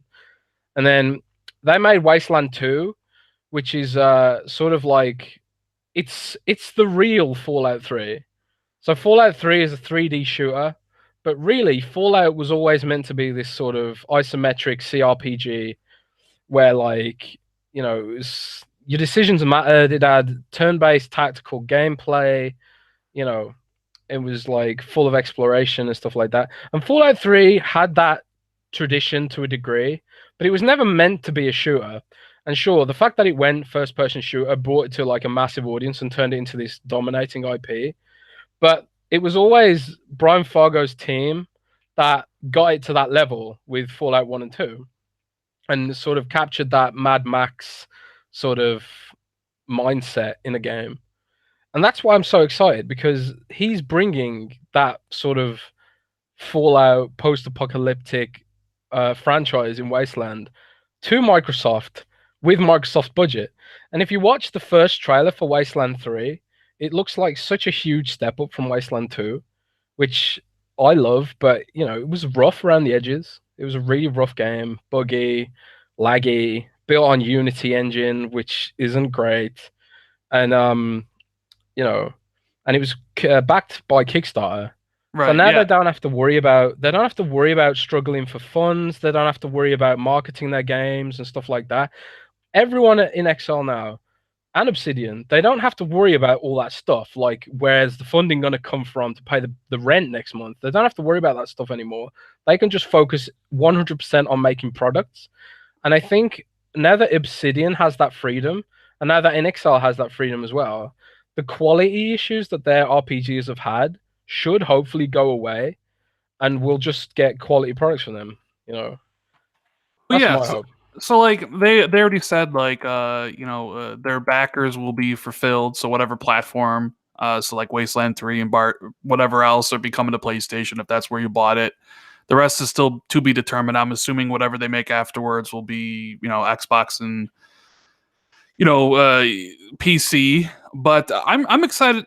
In Exile, I'm I, they we'll see what they make and if it would They're excite making me. Wasteland 3.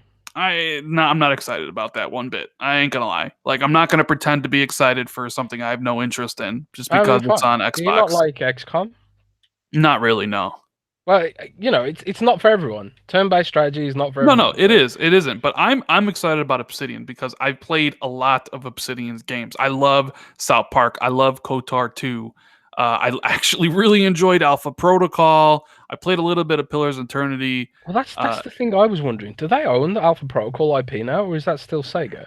I don't know. I mean, they did show it during stream, so it's interesting to see who does own that. I can't imagine they would. Because Would. that was the problem with an Alpha Protocol. Really, was like the execution, the budget, and sort of Sega isn't the most forgiving publisher. Like modern Microsoft would probably have delayed Alpha Protocol to get the budget up, to get the quality up, right? Sega back in the day, and even now, wouldn't have done that. Yeah, so I'm excited for what Obsidian's going to make. I'm excited for what Ninja Theory is doing, what Playground Games is doing, what the initiative is working on. Like I said, I still have some question marks. Compulsion Games, would you says you have some news? So do you have some? Yeah, I've heard from a friend of mine called Rodney that one of Microsoft's business consultants has joined Compulsion or something. So like, and they specialize in expansion and talent acquisition and stuff like that. So it looks like Compulsion has a plan to expand, basically. Well, yeah. So that's the other thing. Like I said before, I'm still super excited about the future of Xbox more so than I've been before because the big question mark, the big thing that I complained about, that I sent emails to people at Xbox about, was their lack of first party. It's a thing that bothered me even back during the 360 era. And I wanted to see Microsoft address that, and they did, right? So, I'm a patient person. Like, I know these games are all for next generation. I know Microsoft is eyeing next gen huge, right? And I'm not telling anybody to wait for anything. I mean, I do have my PlayStation sitting next to me and a Switch. I can play whatever I want, whenever I want. I'm not just shackled to the Xbox. Well, you've got those YouTube millions, that's why. Yeah, my YouTube millions. I'm just saying, I like they added 600 developers. They bought 7 new studios, which is more than they've had. Like, I'm really excited to see what they do. And this one guy in chat is still trying to say I said they would buy Sega, which I never did. I don't know why you keep on saying that. That's like an in joke at Microsoft now. Yeah, I got a gaming PC if I want to play. So either way, I'm excited. Jez is excited. Studio acquisitions are always good. Microsoft still looking for new studios. I mean, I don't know. Turtle Rock and all that stuff might happen eventually down the road. But Jez, I wanted to get into the Crackdown stuff. All right, you know what? Before we do that, really quick, if you were to grade this show, what would you grade it? I give it a 7, 7 mainly out on the of back 10? of InXile and Obsidian. That's one of the main things people criticized Xbox about as well. That they didn't have a strong RPG tradition. So they've answered that now. Yeah, I want to see the new games. I want to see what they're working on. But if I had to rate this show, it was the best Inside Xbox episode ever. However, that is a very low bar, as I'm not a fan of the format. I'm not a fan of the length. It leads for boring segments, which was this show was. It was quite boring. I'd give it a C, which is exactly what I gave PSX 2017. A C. So I give like it a B minus. it could have been a lot better if they just shortened it up a little bit. But Crackdown, Jez, I want to hear about this. I read your article. You're one of the few people outside of like the people in Mexico right now playing it. Wrecking Zone, fully destructible multiplayer, 60 frames per second, native 4K. Tell me about it, Jazz. Please, let's hear your impressions. Okay, so last week I was at Microsoft headquarters to play Crackdown, Wrecking Zone specifically. We did get to see a bit of the campaign as well, but I don't know if I'm supposed to talk about that or not. I'll get that checked, and if I can, then I'll talk about it next week. But yeah, so I played the multiplayer for about an hour. I played several games. I destroyed everyone at the game. No offense to anyone I was playing with, but you all suck. And but it was fun, man. It was fun, but I'm not super hyped about it, and I'll tell you why. You're not super hyped. No, I'm not super hyped about it. The cloud destruction tech was amazing. It was as good as it was when we saw it in 2015, I want to say. We saw it at Gamescom. Microsoft showed us behind closed doors, running on closed network conditions. And they showed us like they had like a console overlay showing the servers lighting up every time they had to call up a new server to keep the physics engine running and stuff like that. We saw all that stuff at Gamescom, and it worked, but it was closed network conditions. This was running on Xbox Live itself on Thunderhead, and it worked. It worked flawlessly. There was no lag. There was no hitching or anything like you'd expect from this kind of like technical achievement. It just felt like your average multiplayer game with insane cloud destruction. The explosions were really well done. It felt like obviously a lot of work had to be done getting the explosions to look and feel right. They sounded great and all that sort of stuff. My issue with Crackdown was the actual game on top of all this destruction. I kind of feel like they haven't had enough time to put a game on top of the destruction. And for background, I was told like 90% of the dev time for Crackdown 3 has gone towards making the cloud destruction a viable consumer product. And the amount of complexity involved cannot be understated. It's like things like it's tied to the rollout of Azure across all the different regions. It's tied to the fact that CloudGin left the development process and went to Epic Games. Code had to be rewritten because of this, and all this sort of stuff contributed to a scenario where Ruffian, who are making the game part of Crackdown's multiplayer, they just haven't had much time to play. I feel like they haven't had much time to play with actually making a quality multiplayer experience on top of it. Now, that being said, they did emphasize very heavily to me that it was a work in progress and that they're still gathering feedback on it. And there are some internal beta tests going on for the game. With focus groups and that sort of thing. And I think like part of the reason we were there was to offer like some genuine real world feedback and stuff like that. So like it's still work in progress, but the fact that the reason I'm worried about the depth around is because it is a lock-on game. You lock on with the left trigger, you snap to lock on to anything that you're aiming at in the sort of general direction, and then you are locked onto that person. The idea is that they have to break the lock by punching through buildings, line of sighting, blowing if you've got people aiming at you, you can blow a hole in a building to hide and make your own cover, and that's where the sort of tactics come in. But it just didn't feel that deep to me. I got into a flow very quickly of how to play the game, and I just sort of like I just found myself doing the same things in every situation. Whenever anyone was attacking me, I just used my defensive ability. You've got like a defensive ability on one of your shoulder buttons. I had like an overshield thing, and I just pressed that every time someone was attacking me. Um, and then when you kill enough players, you get like an overcharge mode, which increases your damage and stuff like that. I So just popped that on cooldown, and it just sort of like it just felt formulaic to me. Like there wasn't much dynamism in the combat, and I just felt like it was a great experience, but it's not something I would, for example, it wouldn't pull me away from Battlefield. It wouldn't pull me away from Overwatch or even Call of Duty. so you're saying like the actual mode, despite the impressive the destruction, right? Is a shallow experience. Is what Yeah, is kind of what you're saying. Like it's cool to get in there, play a few games, see the destruction tech that it actually works. Cake Batter, he in chat, he wants to know if it's significantly better than Red Faction. Which, when watching that trailer, I did think, hey, this kind of looks like Red Faction's multiplayer from last generation.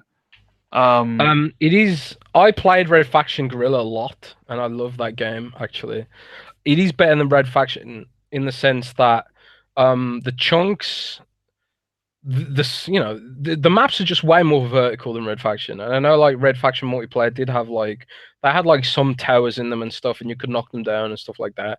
But seriously, these are skyscrapers. They're so much bigger than what you get in Red Faction, and not only that, but the debris is persistent.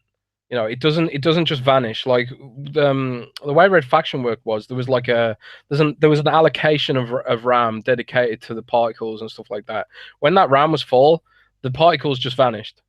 It's not like that in Crackdown. The particles stay there. The huge chunks of buildings, they stay there. They create cover. They change the map dynamically because they persist throughout the whole game. Oh, okay. So you can confirm that, because I saw people talking about that. People were saying like, oh, in the original demo, the rubble stayed on the ground, but it didn't seem like any. Tiny particles disappear. Like if you're talking like a house brick or a piece of glass, those disappear. But like huge segments of like building, they don't disappear. Like there are pitfalls in the game, right?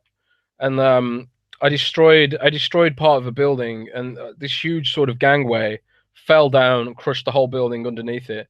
And that like crushed gangway blocked the pitfall for the rest of the match. So it's not like it's not like every piece of glass doesn't remain, but you know the larger chunks definitely do remain. So your big takeaway from it was the cloud is real, Yeah. destruction is real. It looks good. How does it run? You said it runs at 60 frames. Does the frame rate hold up? Now Or this is the bit I'm confused about, right? Because I was playing it on an Xbox One dev kit, and it was running at 60 frames 4K. Um, but it seemed to use dynamic resolution scaling. As when I look back at my footage, you can see the resolution dropping down when I'm moving and stuff like that. You don't notice it while you're playing, obviously, because you're moving, but it does look like it uses dynamic resolution scaling. I can't measure it because I'm not just Foundry, but that's just my gut feeling. It was definitely 60 frames, but the fact that people were surprised about it makes me want to get that fully confirmed. But yeah, I'm like 95% sure it's going to be 60 frames on the Xbox One X and the S. So there's that. The reason for that, Rand, is because the whole game experience runs in the cloud. Like all the physics, that is completely offloaded to Azure, so they can just use the CPU they've saved. They can use that entirely for like the simple local rendering stuff. now how big is the levels? Because people will say like, Massive. oh, they So huge. promised the entire city when back in 2015, which I'm not sure they ever did. But so it's 5v5. So how big is the chunk of playground that you're actually going through in this? Well, there's three maps at launch, and I played on two of them. One of them is like a sort of it's an asteroid mining facility, so there's like huge asteroid in the middle of the map, and there's like all this machinery and factories all the way around. It was massive, man. I didn't get a sense of like, oh, this map isn't big enough. It just felt like this is big enough and vertical enough for 5v5. And it felt huge, but I feel like anything bigger, you would have been struggling for people to find a kill, maybe. If they felt well tuned, I felt they were huge enough. And also remember, they're really vertical. You can go inside the buildings, and you're actually encouraged to go inside the buildings because some of the buildings have explosives you can pick up and throw around, and they have like see there's hidden power-ups too that you can get in some of the buildings. So, it's interior, exterior, huge. There's like, I don't know, dozens of skyscrapers in each segment, and there are these jump pads which propel you across the map Yeah, really I've fast. seen some of that in like I think you posted a video of like getting the verticality is pretty huge in that. You could jump. You're an Oh agent. yeah. You're basically a superhero. Now Top Dog, and I don't know why I'm asking a question from Top Fraud, but he wants to know, can you still shoot holes in concrete like you could in that demo where there's like a I wall think of concrete and you this can kind guy of was like I think this guy tweeted me and seemed upset that you couldn't shoot holes in concrete. it's probably Um, true. Yeah, he definitely hangs on the word of Xbox people a lot. He's always in every one of their podcasts, but hates Xbox with the passion. But yeah, that is weird. Like, what do you get out of hating Xbox and following Xbox podcasts around? I'm curious. I don't know. But let answer his Answer question. that question while I answer your Yeah. question. Okay. Um, so that specific demo where you blow tiny little 1 inch size chunks in walls, no, you can't blow. You can't cut out a little square in a wall in the multiplayer, and I don't know why you'd want to. But if you use a shotgun and you blast the wall, yeah, it leaves a hole, and you can shoot through the hole. But like, can you like draw a penis with the bullets? No. So Now, I mean, if you were hoping to be able to draw a penis, and maybe you're the kind of person that is hopeful that they can draw a penis in a game on a wall, I'm afraid you're not going to be able to do that. I'm now, sorry. I'm sorry to hear that. one of the criticisms you did have in your article is that you felt because of the lock on that the weapons really didn't feel any different from one another. Yeah, I mean that was the biggest criticism for me was I used a Gatling gun, assault rifle, a pistol, and a shotgun because of the lock on. They didn't have enough differentiation. It was like, okay, I'm using the Gatling gun now. The only reason I knew it was a Gatling gun was because it said so on the screen, and it had like a little bit of a spin up time. The guns didn't sound different enough from each other. They didn't look different enough from each other. The fact that I know like the agents are supposed to be super soldiers, but the fact that like you use a Gatling gun over your shoulder in the same way that you use a rifle over like pressed against your shoulder, that just that isn't what a Gatling gun is to me. A Gatling gun to me is like you hold it at your side, it's super heavy. And I automatically had this assumption that if I was using a Gatling gun, then that'd mean like I wouldn't be able to jump as high or anything like that. But it didn't affect the gameplay at all. Having a Gatling gun did not affect the gameplay, which was annoying. And again, they said to me, we can tweak the numbers on this. It's still work in progress, getting the feel of these weapons down right. So I wanted to put that out there because I want that to be addressed. The weapons need to feel different in order to be rewarding. They need to feel different. And when I played, they didn't feel different enough. So hopefully they'll sort that for launch. Did you notice that if you download the game on Game Pass, it's like two games though? You get like uh, presumably a single player and then a multiplayer. So is it two? Is it two separate games? Do you know anything about that? The client I played was not two separate games. On the dashboard. It was like launch campaign or launch multiplayer. But again, that might have just been the demo client. Maybe they will launch it as two separate titles. I mean, what do you think of that if they do? Maybe I don't launch know. Crackdown multiplayer as free to play or something. I mean, they do. They always say like if you pre-order the game, you get access to Wrecking Zone or whatever, which is kind of a weird thing to say. You would just think like you get the game, you get the game. It almost seems like Wrecking Zone's its own separate mode. I mean, maybe we'll find out more about it later.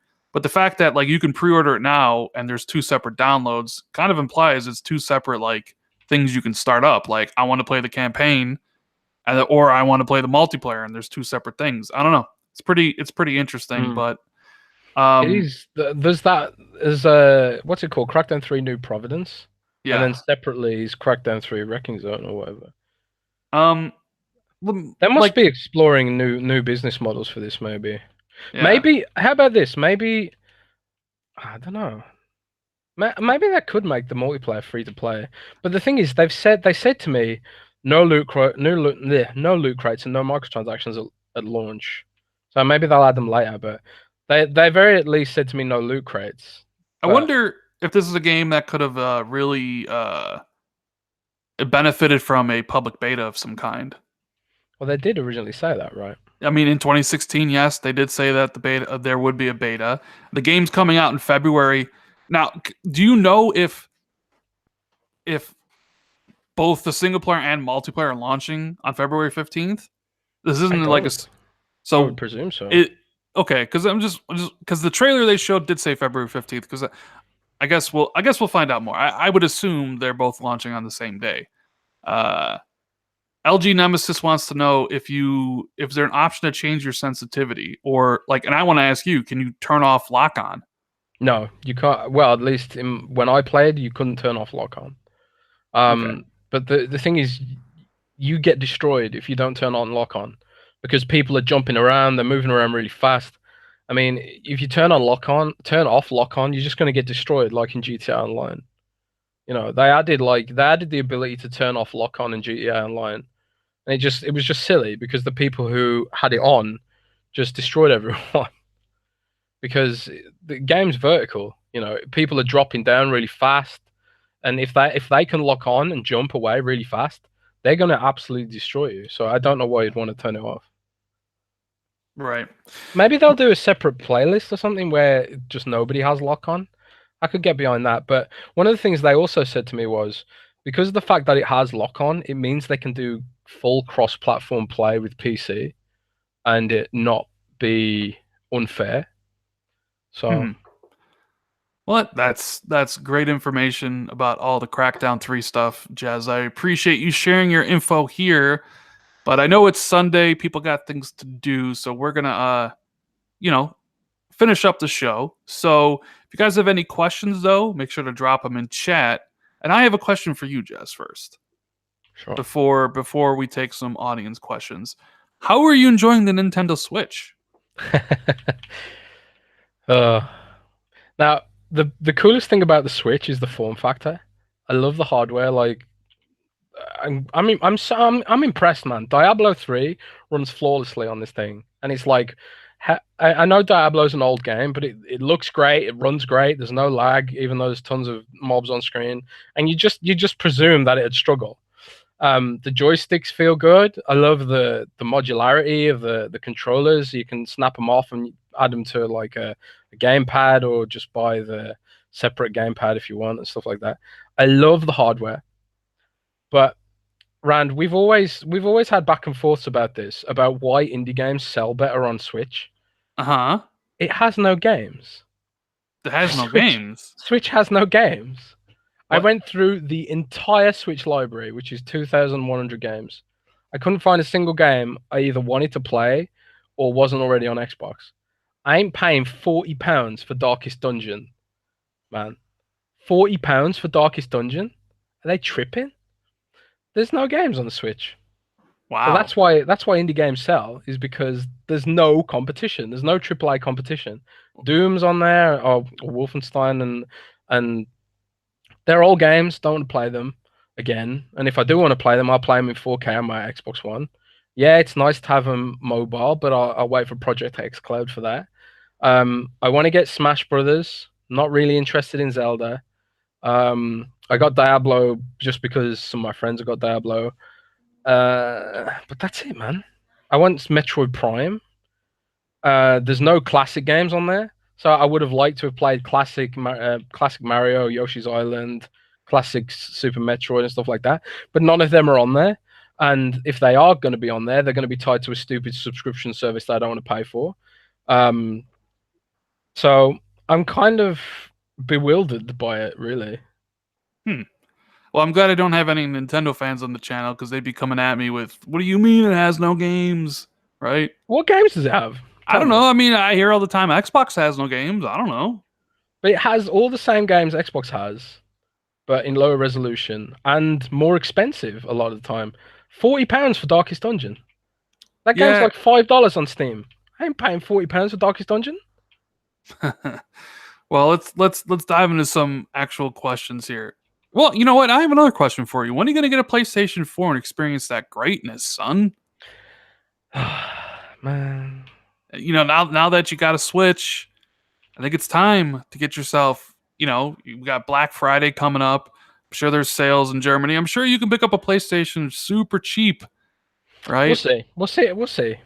There are some games worth playing. And well, on that's the the thing. PlayStation. That's the difference between the Switch and PlayStation. Really, is that I love the Switch's form factor and the hardware. I love the portability of it and stuff like that. Even though I'm not a fan of the way Nintendo's handling the games on that system, but Sony's like the opposite. The form factor of the PS4 Pro is just wrong. It's massive and noisy, and it's kind of funny that they're releasing a new version that's quieter. But the difference with PlayStation is the games are amazing. So it's like, do I want to pay for this huge console that's quite expensive for a few games and then spend most of my time on Xbox and PC? It's hard, man. It's hard to choose. Because I can take my Switch with me on vacation or when I'm traveling, but PlayStation would just sort of sit there waiting for the next exclusive. So I don't know. Interesting. My girlfriend wants me to get a PlayStation because she hates Xbox because Xbox has no singing games. Well, okay, so Kratopsy wants to know how we're doing. I'm doing good. How are you doing, Jazz? You doing all right? I'm doing good, man. Just playing Battlefield, playing games. I'm gonna play a lot of Heroes of the Storm this week. Yeah. Captain Crust says, "Where was Ashen?" I know, right? I thought for sure it would be part of the show, but I would imagine Interactive has sold the rights to the Game Awards. That's where Ashen is. Yeah, so Ashen's going to be at the Game Awards. Zod wants to know, what about Battletoads? I would like to know. Yeah, Battletoads was no show, and I don't even think they mentioned it. I don't think when Matt Booty was talking about the games they have coming next year, he even mentioned Battletoads. I think what they're doing there is ultimately they're waiting for E3 to talk about games because that's when investors are watching. So yeah, I guess, yeah. Investors probably are less interested in what studios they're acquiring and, you know, whether Minecraft has pandas in it. Yeah, Ermi wants to know thoughts on Sony's new patent for remastering through emulation, just like the X already does. For Rapper the Rapper as an example, I guess BC is important now. I think it's a good thing, especially because like Nintendo, PlayStation has a great legacy of games behind it. Yes, they do. I hate that PlayStation doesn't leverage that more, because that'd get me to buy a PlayStation straight away if like I could play some of these classic games from PS2 era that I love. I know there are a few on there, but they don't do enough in that area. And considering how hard Microsoft pushes on backwards compatibility when it doesn't have as much nostalgic content as Sony does, that's just a complete missed opportunity in my mind. I agree. So, I think they're doing it. I think some of their design choices obviously affected that. Clearly, the PlayStation 3 cell processor and stuff. Yeah. And Sony said they had data that showed like people didn't use backwards compatibility. So they said they had data that like nobody's going to use a 4K Blu-ray player. So they didn't include a disk drive in the PlayStation 4 Pro. Obviously, there's nostalgia based around back compat, as we saw with the SNES Mini and the NES Mini, and now the Sony PlayStation Mini. That's like a viable business. People buy those. But I fully expect the PlayStation 5 to be backwards compatible with maybe every generation of PlayStation. Definitely the PlayStation 4. Yeah, definitely PS4. If it wasn't backwards compatible with PS4, that'd be that would be a huge thing. But with the whole digital, I would imagine it'll be fully back compat with the PS4. And I just kind of see Sony maybe positioning PlayStation 5 as the ultimate PlayStation box. Just like how Xbox is like, hey, the Xbox One is a place where you can play all the current games, and you have a bunch of 360 games and a bunch of, you know, OG Xbox games. And I think all that stuff will transfer to next gen. I can see Sony doing something similar where they're like, hey, you know what? We have all this stuff from PS1 to PS2, even Sony some pulled that off, PS3. I'll be there day one, man. I'll be Yeah, there day one. I've still got my PS2 games. I mean, I mean, like I said, I don't know. And it's like this, like guy, I'm getting destroyed for saying Sega, which was always just like kind of like this ain't happening, but it's fun to think about. If Sony was going around that thing with back compat, I think that would be very interesting. Sub Zdoc says, question: isn't it surprising that Minecraft isn't on Game Pass? Yes, it sells, but thinking about the reoccurring money. Also, both of you stop lurking in the Xbox era Discord. I don't. It's not. I'm in the era Discord. I'm in the Discord too, but I don't really use Discord. It's not surprising that Minecraft is in Game Pass because it sells all the time. Although I guess you could make an argument that it would add value to Game Pass, Jez. Yeah, and that's what they want to do. That is just a pure monetary choice, I guess. I think it will be in Game Pass eventually when it gets to a complete saturation point and where they start making more money from the market, especially now they've added the modding platform to the PlayStation, the Xbox version. Once that kicks in, I think it could switch to a Game Pass thing where it's like, yeah, we'll put in Game Pass and then upsell the marketplace. That makes sense to me. But at least while it's still selling really well, I guess they'll keep it out for now. Yeah, let's see what else we got here. FR Dispatch Gaming wants to know if Ashton's still releasing this year. Yes, probably December. 100%. Let's see, what else? 100%. Oh, BZ McNasty wants to know what big games are coming out in 2019 on the PlayStation 4. Well, I mean, all the third-party stuff, which is coming out on Xbox. Gone, man. Days Gone. Days Gone is coming out in April. Concrete Genie, which, I mean, I guess it depends on what you define as big, right? So if you're just talking about like AAA games, Days Gone, all the multiplats. Where's Killzone? That's what I want to know. Killzone's probably next gen. Now, beyond that, I don't know. They still have Ghost of Tsushima. They still have Last of Us Part 2. They still have Death Stranding. I think one of those 3 games will also release next year. There's some talk that Death Stranding run. Well, they did just say that Death Stranding voiceover recordings are finished. What is it? But what is it? I don't know what Death Stranding is. Nobody knows what Death Stranding is. Nobody knows what Death Stranding is. So, I mean, I don't know. Like, with Xbox, the big games for Xbox, like big games. I mean, it's really just Gears 5, is it not? I mean, I guess you could. Man. I don't really. I mean, a lot of people wouldn't consider Ori a big game. Gears Tactics is a big game. I hate you. Yeah, but for Xbox or for PC? For both. Well, it's not been announced yet for Xbox. It might as well have been. Yeah, well, we'll see about that. Yeah, so shout out to GamerM for the super chat. It says BC isn't a USP for the masses. Exclusives are. People like different things. Not everybody likes the same stuff. It's value added. Oh my god, I fell through the world in Battlefield 5. GG. Yeah, I mean, some people like different things, man. Some people love their exclusives. Some people love Call of Duty and FIFA, and they only play that stuff and couldn't care less about Spider-Man and God of War or Forza. It doesn't really matter. No, it's there. Yeah. And that sells consoles. The fact that it's just nice to know it's there. It's like in Mass Effect, right? I always say this, like EA always says about Mass Effect, nobody plays a Renegade. Only 20% of players play a Renegade. Now, for EA, the logic there is, well, why bother including dialogue choices, right? If everyone's just playing as a Paragon, why bother adding dialogue choices? And it's because it adds value to your choice. If you are not choosing to be a Paragon, then it makes your decisions less impactful.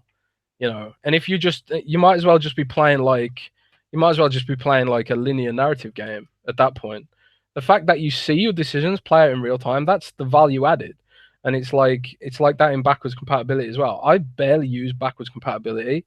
It's like I've only played through the Dragon Age games. I played Metal Gear Rising Revengeance. I really hate that word. Revengeance. But it's I played Metal Gear Rising. I played like the Mass Effect games too. And it's like, yeah, I don't use it all that often. I just like knowing that it's there. Like if there's like a gaming drought sometime, maybe I'll jump back and play like a classic game. If they ever make a Mass Effect 4, which they kind of were Seems hinting like at, they and are. then 7 there. Yeah. I will. I do that, man. Every time a new Mass Effect comes out, I go back, play the whole trilogy to refresh. It's almost like a tradition for me. I just like to know. I just like that it's there, man. Well, And that's okay. It's blank okay. blank says that he has insider information that PlayStation is one last major game for this gen. Thoughts on what it may be? It is unannounced, maybe Bloodborne 2. I'd expect Bloodborne 2 to be a PlayStation 5 game, to be honest with you. Mm. I mean, I guess it all depends on when PlayStation 5 is. If it's next year, well, I don't think there's an unannounced exclusive. PlayStation All Stars 2. Yeah. If it's Right. 2020, it's possible, but I don't think there's like a secret AAA hidden game. I think all the games that Sony's working on, like Horizon Zero Dawn 2 and Spider-Man 2, God of War 2, Bloodborne 2, Killzone, all that stuff, all their studios are basically going to be working for PlayStation 5. This gen's over. You know, we got a couple years left, but just like Xbox, Sony's looking to the future as well. Their studios are working on those games, but that's the end of the show. I appreciate me and Jez appreciate everybody being here live. We had a whole bunch of you, like 530. And if you enjoyed this podcast, make sure you give it a thumbs up. Subscribe if you're new, because that would help out the channel. Jez, let the people know when the next Windows Central article is going to drop so people can Well, check it out. this week I haven't decided yet. I might do like 2 separate articles, one about the campaign for Crackdown, and one about the cloud destruction into the tech of it. There's going to be more Crackdown content next week from me, basically. Other than that, nothing particularly exciting. Yeah, follow Jez on Twitter. His link is in the description. If you guys are watching later on, Google Play or iTunes, we appreciate it. Thanks to everybody in chat here live, as well as all the support that we got. It was pretty awesome. I'm going to be pumping out a bunch of videos this week. Got a whole lot of content coming, like an Xbox One X 1-year review that I'm really working hard on. It's probably going to be I need to do that too. Thanks. It's probably going to be my biggest. Well, the year's it was last week, but I've been really working hard on this video. I'm spending so much time editing it, and I hope people. I'm going to rip it off. Okay, well, you do that. So I got a whole bunch of content coming, a whole bunch of reviews and stuff like that. So subscribe if you're new. And we're not sure. We probably won't do another show this week. We'll probably be back next week, on a regular show, Wednesday or Thursday. And we'll see you then. So have a good one, guys, and we'll talk later. Bye. Hugs.